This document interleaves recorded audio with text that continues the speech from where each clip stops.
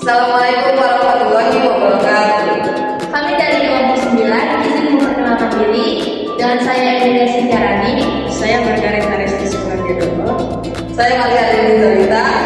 Di sini kami akan mempresentasikan materi yang bertema Mobile Financial Service dengan judul Efisiensi Keuangan di Era Digital.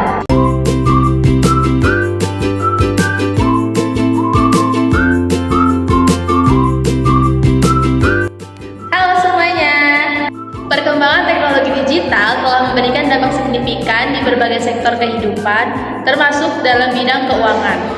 Munculnya teknologi berbasis digital mendorong terjadinya perubahan dalam cara individu maupun organisasi mengelola dan melakukan transaksi keuangan. Di Indonesia sendiri, peningkatan akses internet dan tingginya penetrasi penggunaan smartphone menjadi faktor utama yang mempercepat adopsi layanan keuangan berbasis digital. Namun, di balik manfaat tersebut, implementasi MFS membutuhkan dukungan infrastruktur teknologi dan sistem informasi yang andal.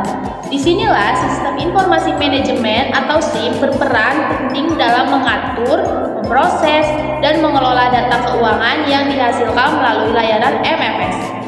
SIM membantu memastikan operasional MFS berjalan dengan efektif, aman, dan efisien, sekaligus menyediakan informasi yang akurat bagi pengambilan keputusan manajerial. Di era digital saat ini kan hampir semua aktivitas bisa dilakukan hanya dengan menggunakan perangkat seluler, termasuk aktivitas keuangan, mulai dari transfer uang, pembayaran tagihan, sampai pembelian produk, semua bisa dilakukan dari genggaman tangan. Tapi tahu nggak kalian bahwa layanan keuangan digital ini juga punya peran penting dalam pengelolaan informasi keuangan perusahaan atau organisasi? Inilah yang disebut dengan Mobile Financial Service dalam sistem informasi manajemen. Hari ini kita bahas lebih dalam lagi. Yang pertama itu, apa sih Mobile Financial Service itu? Mobile Financial Service atau MFS adalah layanan keuangan yang disediakan melalui perangkat seluler seperti smartphone atau tablet.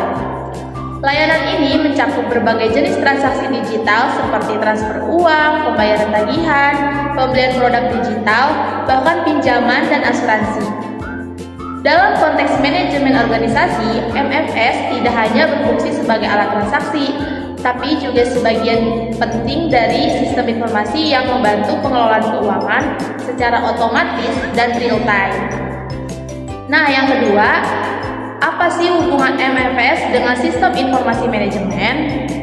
Sistem informasi manajemen atau SIM adalah sistem yang dirancang untuk mengumpulkan, memproses, menyimpan, dan menyajikan informasi guna mendukung pengambilan keputusan dalam organisasi.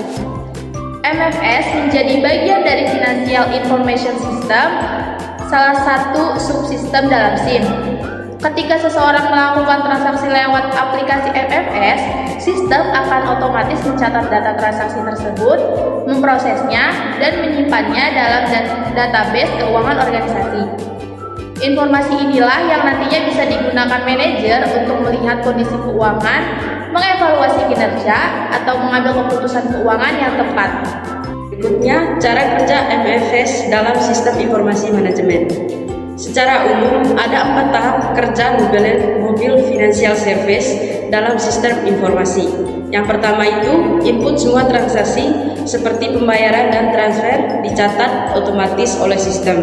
Yang kedua, proses sistem akan mengelompokkan dan menghitung transaksi berdasarkan kategori seperti pendapatan, pengeluaran, atau pinjaman.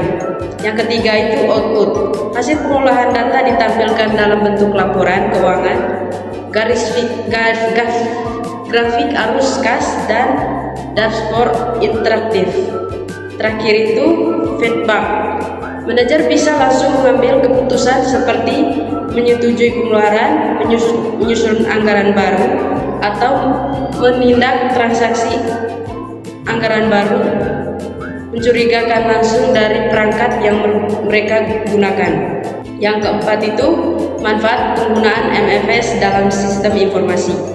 Integrasi MFS dalam sistem informasi manajemen membawa banyak manfaat. Yang pertama, efisiensi operasional.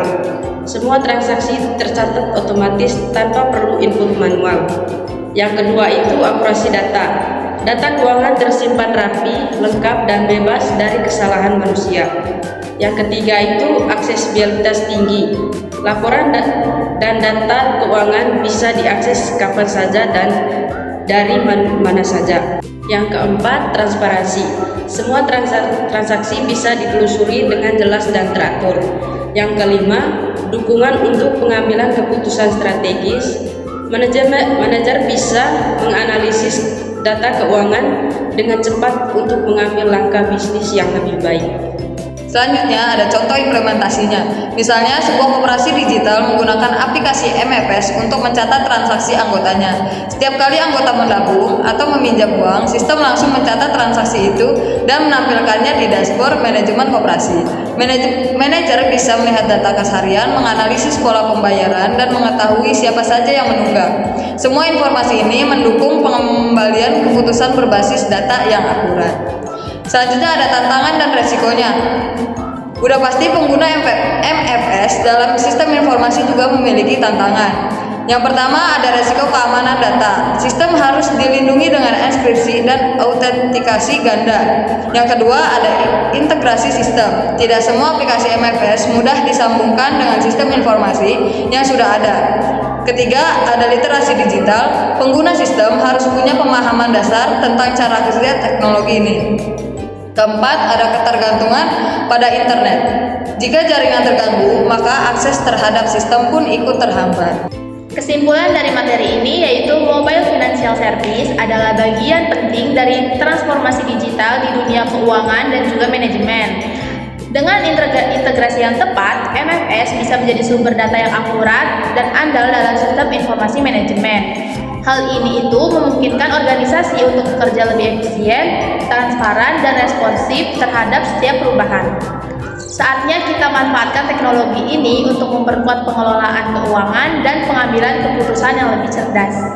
Kalau kalian lagi di bidang manajemen, akuntansi, atau bisnis, bisa nih lirik MFS sebagai bagian dari strategi efisiensi keuangan kalian. Sekian presentasi dari kelompok 9.